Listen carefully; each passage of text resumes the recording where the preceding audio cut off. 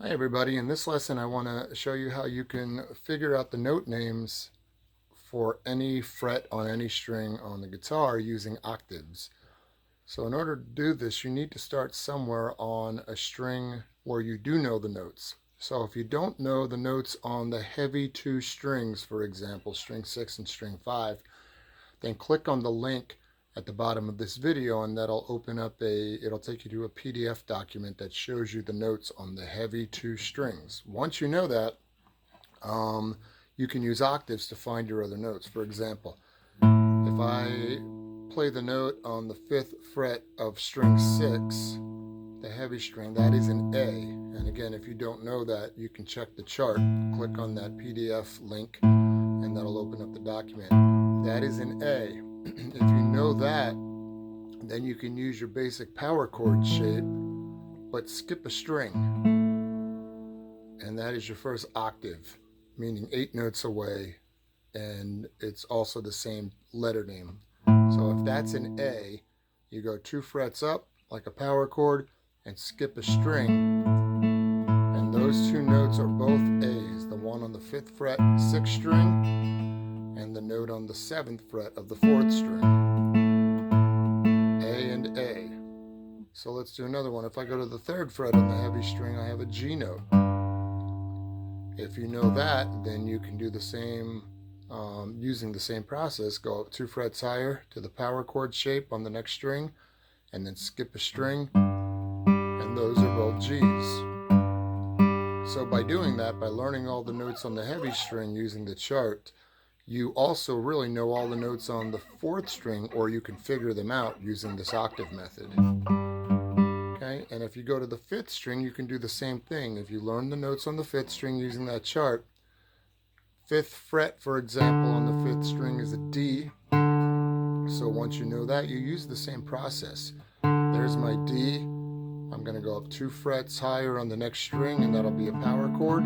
Skip the string, and go to the 3rd string, and those are both D notes.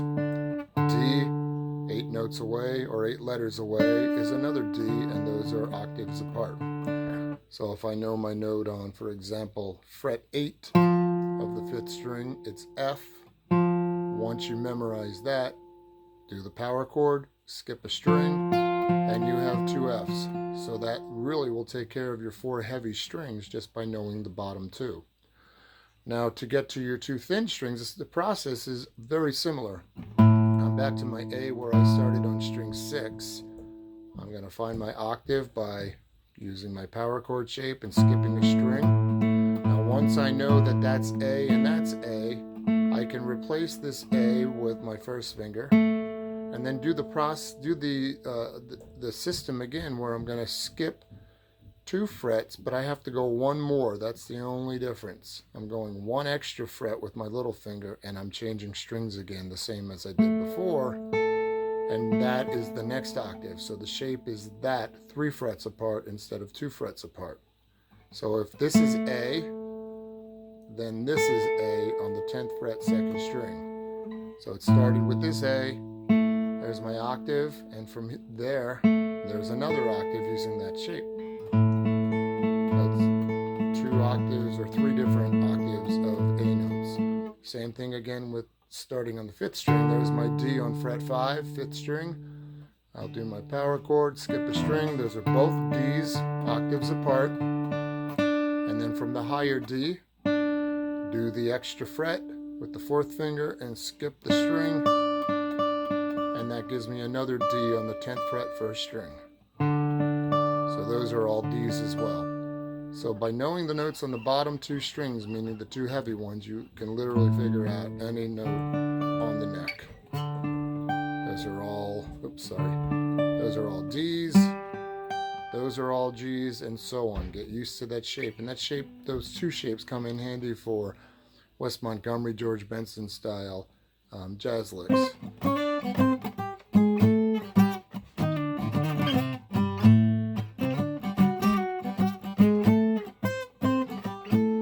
Just playing octaves and muffling the string in between, and it thickens up the sound, gives you that West Montgomery sound. I hope that helps. Thank you very much.